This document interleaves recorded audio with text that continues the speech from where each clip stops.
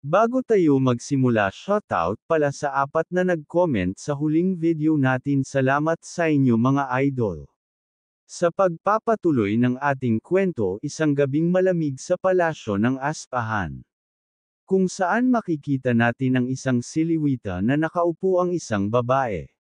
Ang reyna pala yun na may kung ano nangyayari sa kabilang mukha nito, kung saan naiisip nito ito ang sumpa sa aming pamilya kung saan napapasa, kaya napasabi na lang ito na kailangan ako ng trono. Kaya hindi dapat ako magpatalo sa lason nato, kaya makikita natin na namimilipit na sa sakit ang reyna dahil pinipilit niyang labanan ang lason na kumakalat sa buong katawan niya. Makikita natin na nahihirapan ang reyna na tipunin ang lason sa kaliwang kamay nito. Kaya hindi rin nagtagal, napasigaw na lang ito at hingal na hingal. Makikita nga natin na nagtagumpay ito sa pagtipon ng lason sa kamay nito. Kaya bigla na lang napaisip ang reyna kung puputulan niya ba ang kamay niya para mawala ang lason. At dagdag pa nito na isa akong reyna, hindi kawalan sakin maputulan ng isang kamay. Pero di nan iya ginawa dahil makikitang naging maayos na ito. Kaya napayuko na lang ito at nasabi sa sarili nito, bakit namimiss ko yung mukhang patatas na yun sa mga oras na ito. Kaya lumipat tayo kung saan sila Lloyd at makikita na naman ang pangit nitong mukha na katulad mo. Naniniwala, Karen, sa hiyas ng katotohanan, di ba?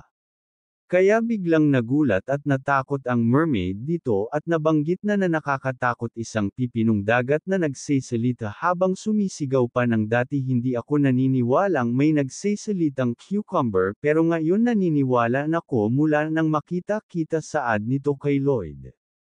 Pero nagtanong din si Javier ng parehong tanong sa mga mermaid na habang kumikinang ito na sabi, naniniwala rin ba kayo sa hiyas ng katotohanan?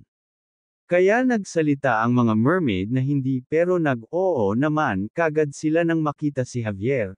Tinanong naman agad sila ni Javier na may iba pa ba kayong may nakakaalam ng tukol sa hiyas. Kaya napasabi na lang ang mga mermaid na meron kaming kilala yung may gwapong unan or nutcase. Kaya nagbulungan ang mga ito. Nutcase ang astig pakinggan, oo nga, sang-ayon pa ng isa.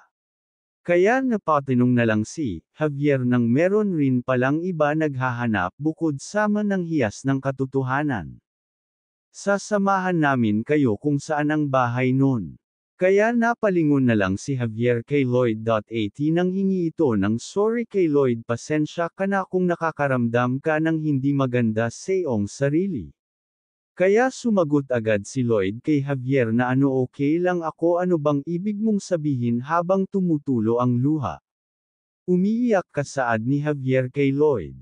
Hindi na sa ilalim kaya tayo ng karagatan, bakit ako iiyak, wag kang magpatawa saad ni Lloyd kay Javier. Totoo kaya, bakit may luha dyan sa mata mo saad naman ni Javier. Tigilan mo na lang ako, sagot naman ni Lloyd. Kaya di nagtagal nakarating na sila sa bahay ni SpongeBob.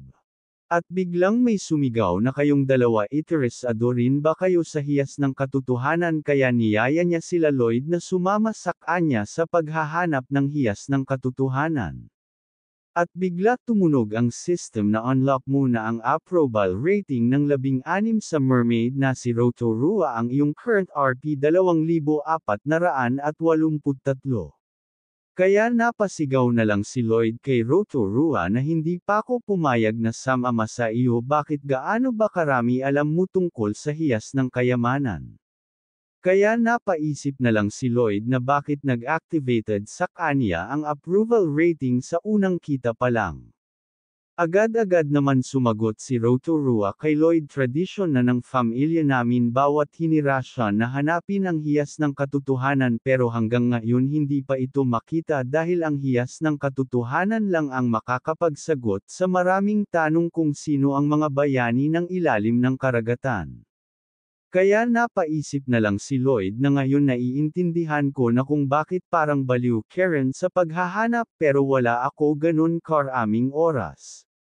At bigla na lang nagkwento si Rotorua ang isang 10,000 taon na nakalipas nangyari ang digmaan ng mga tribo. Dun gumuho ang hiyas ng katotohanan. Kaya biglang nagulat si Lloyd. Kaya napatinong na lang si Lloyd kay Rotorua. Teka ibig sabihin mo gumuho, ibig sabihin na sira ito sa mga maliliit na piraso? Sinagot naman kagad si Lloyd ni Rotorua na hindi ako sigurado kung ganon nga mismo ang nangyari. Pero dahil ang hiyas ng katotohanan ay isang gusali. Dahil sa kakaibang design nun at ang mana na nandoon ayon ang nagsisilbing dahilan ng malamagic na sumasagot sa mga katotohanan. Kaya napaisip na lang si Lloyd na kaya ang hiyas ng katotohanan ay isang malaking computer na may isang AI. Walang pinagkaiba sa kuryente ang mana na nagpapagana sa mga ito. Pero kung ito ay nabasag, hindi natin alam kung paano natin magagamit ito, saad naman ni Lloyd. Sumagot naman agad si Rotorua kay Lloyd na yan ang dahilan bakit ko hinahanap ang hiyas ng katotohanan, dahil meron akong blueprint nito. Kaya napahinto si Lloyd sa pag-iisip at napalingon ito kay Rotorua. Kaya napaisip na lang si Lloyd kung ganun ang hiyas ng katotohanan ay parang ulap na makikita ang totoo nitong itsura, kaya kung pwede samahan mo kami kung saan ka naghuukay, saad ni Lloyd. Kaya hindi nagtagal tumungo na sila kung saan naghuukay si Rotorua, pero di pa sila nakakalayo may isang matandang mermaid na nagsalita. Lolo pala ito ni Rotorua. Natatakas ka na naman sa training patungo kung saan ang mga butas na yon. Bakit, anong problema? Isang matangkad na pang-asar ng lolo ni Rotorua. Sumagot naman si Rotorua sa lolo nito, ano bang pakialam mo sa mga butas na yon? Dahil lagi mon alang sinasabi muscle. Kaya sumigaw itong si Rotorua, alam mong nasa 40 ka na may arthritis, wala kang ibang ginawa kung hindi ay pamasahi ang kasulasuhan mo. Kaya pinaghihilat niya agad ito sa likod nito na parang inamasa, habang sarap na sarap naman ang lolo nito. Kaya di nagtagal natapos kagad si Rotorua sa ginawa nito, habang naiwan naman ang lolo nito na halos lumabas ang kaluluwa. Isa pang traito mo na parang tanga, mararanasan mo ulit yan, saad ni Rotorua. Kaya napatinong na lang si Lloyd, akala ko ba ang pamilya niyo naghaukay na mula sa mga generation nito? Bakit may ganun sa pamilya niyo, saad ni Lloyd. Kaya sinagot agad siya, dahil sa laki ng North Sea at makikita natin ang napakaraming butas. Kaya tinuro agad ni Rotorua ang mga butas. At pinakita ang mapanakayang mga nabutasan na mahigit 100 na butas. Sabay yabang nito na ang galing niya. Kaya napaisip na lang si Lloyd na ang problema nito, gusto mo banlim iPad dyan sa mga butas. Kaya walang ibang nagawa si Lloyd kung di gamitin ang kakayahan nito, pero wala itong nakita, kaya dahil 10,000 taon na nakalipas, masyado ng malalim ang sahig ng karagatan. Kaya iniisip ni Lloyd na kaya naman ni Javier wasakin ang sahig ng dagat, pero baka masira ang blueprint. Kaya hindi pwede yun, baka magdulot pa ng digmaan ang gagawin niya sa buong Mermaid Kingdom, saad ni Lloyd sa isip nito. Kaya naiisip ni Lloyd kailangan niya ng maraming tao para tumingin sa mga butas. Sa kabilang banda naman todo hukay si Rotorua, kaya napangisi na lang si Lloyd, tinawag nito si Javier at sumagot naman agad ito. At sinabi nito kay Javier na kailangan natin ng ibang paraang hindi natin maasahan ang paraang ni Rotorua. Kaya agad nang lumapit si Javier sa mga fans niyang mga mermaid at humingi ito ng pasensya kay Javier na wala sila oras para sa building muscle at mag-swimming, at bigla itong mga naglaho, kaya bahagyan napahiya si Javier kay Lloyd. Kaya bigla itong pinagtawanan ni Lloyd at sinabing, tignan mo yung mukha mo, confidence ka pa, kaya inasar niya pa ito habang tumatawa. Kaya pabulong na lang si Javier na hindi siya nagtagumpay sa plano niya habang sa hindi mapinta yung mukha ni Lloyd. Kaya napapaisip si Lloyd na paano sila makakapaghukay sa napalawak na lugar na yun at ilan taon aabutin kung maghaukay sila, ang masama pa sa loob ng 3 taon na.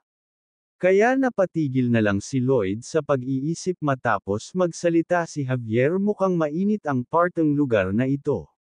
Kaya napalingon na lang si Lloyd sa tinutukoy ni Javier na ito ay tinatawag na hydrothermal vents.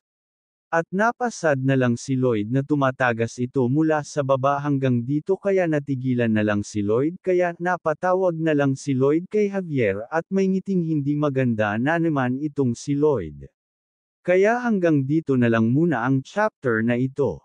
Kaya naman kung gusto mo na masubaybayan ang ating kwento ay i-open mo lang ang notification bell pagkatapos mo na mag-subscribe.